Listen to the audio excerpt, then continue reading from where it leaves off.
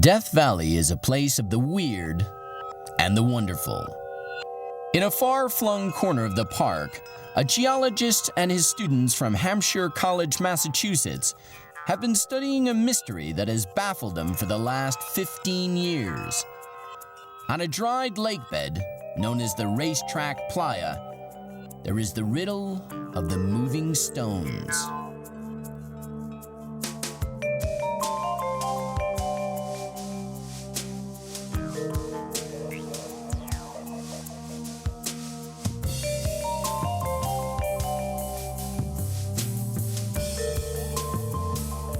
It's a place where, over long periods of geologic time, the rains have washed fine mud down into a basin which has no outlet. And as a result, the mud has simply collected here and become an incredibly flat surface. And right behind us here is a cliff of dolomite boulders that periodically fall and somehow make their way out onto this dance floor.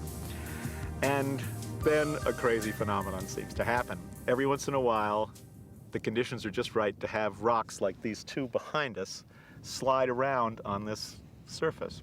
We've surveyed the surface. It's as flat as anything you can possibly imagine. It's absolutely flat. So they're not sliding downhill, and it's been a mystery for 50 years, possibly quite a lot longer, as to how these things move. There are sort of two views, and both of them have as the motive force the wind. One is, and this is the one that I think is the most popular, it rains, the place gets wet and slippery, and the wind comes up, and the wind is so strong that it blows these things around, nothing else involved. There are a couple of difficulties with that. One is that the wind speed is very dependent on how close you are to the ground. And the closer you are to the ground, the slower the wind.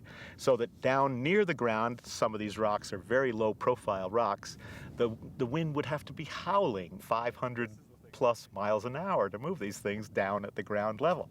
If you stand where that one started, and the space that we are apart is, I don't know, what, 10 feet or something like this.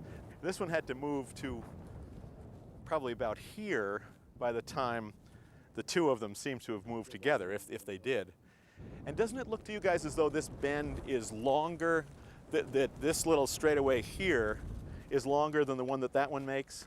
It looks as though if they were in some chunk of ice, that chunk of ice must have spun at the end to do this.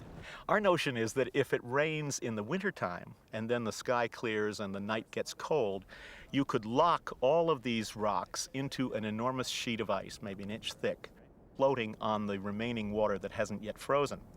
Then, if the breeze begins, and it doesn't probably have to be a very big breeze because there's an enormous sail area to this piece of ice, the rocks do what the ice tells them to do, and they start to move around.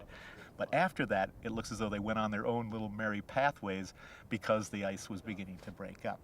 I'd love to see it happen. It's never been watched, or to our knowledge, it's never been seen. It would also be quite fun to electronically, monitor the place. But actually, I think that's not a good idea. I think the greatest thing about this place is that even to us, we've been here 15 times studying this place, it's still a mystery. And if it came to be known by everybody that there was one process and everybody agreed to it, that'd be a sad thing. 100 years ago, the whole of Death Valley was a mystery. It was uncharted territory and left blank on maps. Those who ventured here did so at their own peril. Today, however, we cross the valley floor in the comfort of our four-wheel drive, air-conditioned vehicles.